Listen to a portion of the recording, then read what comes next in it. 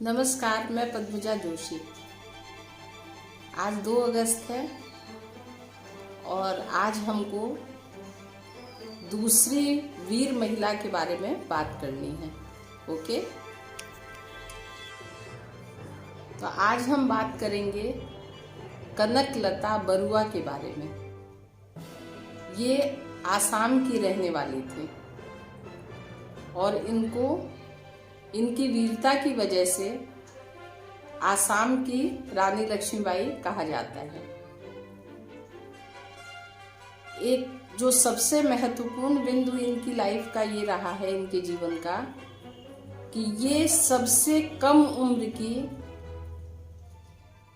वीरांगना रही हैं। ये मात्र 18 साल की अवस्था में शहीद हो गई थी और 7 साल की थी तभी से ये देशभक्ति में लग गई थी।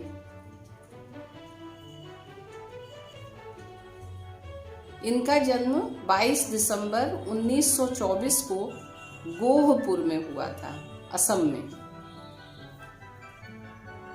इनकी मृत्यु 20 सितंबर 1942 में गोहपुर में हुई थी। 20 सितंबर 1942 के दिन तेजपुर की कचहरी पे राष्ट्रीय ध्वज फहराने की बात हो रही थी और जितने देशभक्त थे सभी समूह में वहां पहुंचे। तो इन्होंने वहां झंडा फहराने की कोशिश की, लेकिन जो अंग्रेज थे उन्होंने गोलीबारी शुरू कर दी। उसी समय ये मात्र 18 वर्ष की थी और इनको एक गोली लगी जिससे इनकी मृत्यु हो गई। कनकलता बरुआ जी ने अपने प्राणों की आहुति जो दी थी देश के लिए, मुझे लगता है ये सिर्फ इसीलिए विशेष रूप से याद किया जाना चाहिए इनको कि देखिए, देशभक्ति में उम्र का कम होना कभी बाधक नहीं होता है। इसके लिए केवल एक जज्बे और जुनून की जरूरत होती थी जो इनमें भरपूर थी।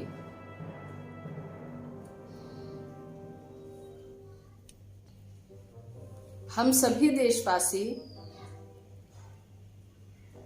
कनकलता बरुआ जी को सम्मान सहित याद करते हैं, उनको नमन करते हैं